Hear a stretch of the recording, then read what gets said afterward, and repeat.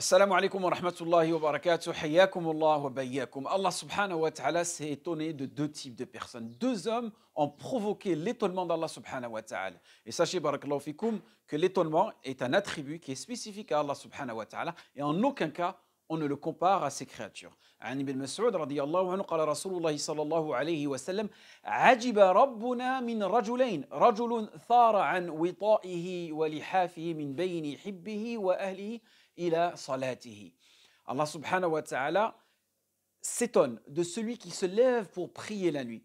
Car le messager d'Allah sallallahu alayhi wa sallam, comme il a été rapporté par l'imam Ahmed et l'imam Abu Daoud, notre Seigneur, qu'il soit glorifié et exalté, est étonné de deux hommes. Premier homme, un homme qui a quitté son lit, sa couverture et sa femme pour prier Allah subhanahu wa ta'ala. Et Allah subhanahu wa ta'ala fait les éloges de cette personne en disant: oh mes anges, regardez comment mon serviteur, il a quitté son lit, sa couverture et sa femme pour prier par désir de ce qui est auprès de moi et de ce que je possède. Allahu Akbar.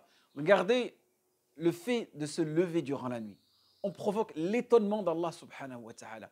Le fait de quitter ce qu'on a le plus cher, le sommeil, notre épouse, ce moment, cette zone de confort pour prier Allah subhanahu wa ta'ala. Deuxième type d'homme, c'est lorsque le musulman se lève de son lit dans l'obscurité de la nuit et accomplit les ablutions. Puis il se tient debout devant Allah subhanahu wa ta'ala. Il parle à Allah subhanahu wa ta'ala. Il adresse ses demandes à Allah subhanahu wa ta'ala durant sa prière. Alors Allah subhanahu wa ta'ala parle de lui à ses anges. Imaginez, vous êtes évoqué. Votre nom est évoqué aux anges d'Allah subhanahu wa ta'ala. Et Allah subhanahu wa ta'ala écoute tes demandes de pardon, tes invocations, tes glorifications. Et tu t'adresses à un moment où les anges dorment, à un moment où est le Seigneur des hommes et leur Créateur qui ne dort jamais et dit à ce moment-là: y a-t-il quelqu'un qui m'implore et j'exaucerai sa prière?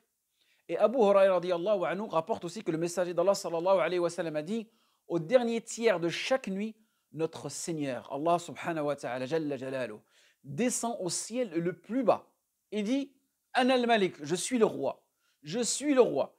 Qui me prie pour que j'exauce sa prière? Allahu Akbar. Qui me demande pour que je lui donne?